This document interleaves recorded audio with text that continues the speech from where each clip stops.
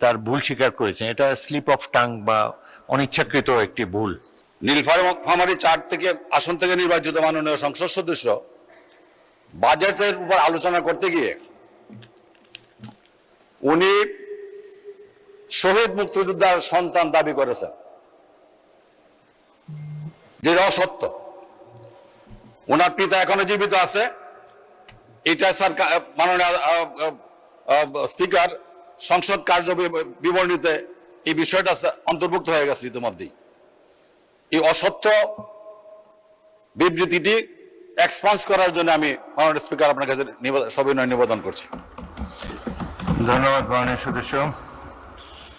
এটা তো point of order হলো না, কিন্তু যে মাননীয় সদস্যের কথা আপনি বলছেন তিনি আমার চেম্বারে এসে বক্তব্যের অবহিত পরেই সেদিনই আমার সাথে দেখা করেছেন এবং বলেছেন যে ভুলক্রমে তার মুখ থেকে এটা বেরিয়ে এসেছে, তার পিতা এখনো জীবিত আছেন, তিনি আমাকে জানিয়েছেন। এই বিষয়টি পত্র পত্রিকাটাও এসেছে এবং উক্ত মাননীয় সদস্য তিনি নিজেও বক্তব্য দিয়ে তার ভুল স্বীকার করেছেন। এটা স্লিপ অফ টাং বা অনিচ্ছাকৃত একটি ভুল। সুতরাং এটিকে সংসদের কার্য বিবরণী থেকে এক্সপাঞ্জ করা হবে।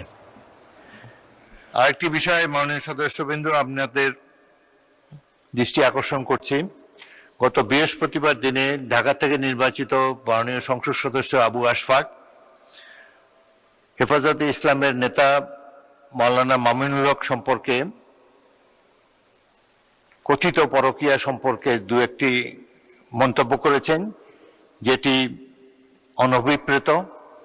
সেটি যেহেতু যার পক্ষে সংসদে এসে আত্মপক্ষ সমর্থন করার সুযোগ নেই, তার সম্পর্কে বিরূপ মন্তব্য করা অনুচিত।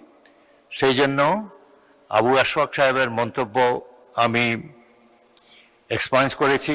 সাথে সাথে আমারও একটি বক্তব্য সেখানে আমি উল্লেখ করেছিলাম যে কোনো ব্যক্তির অন্ধকার জীবনের অন্ধকার অধ্যায় সম্পর্কে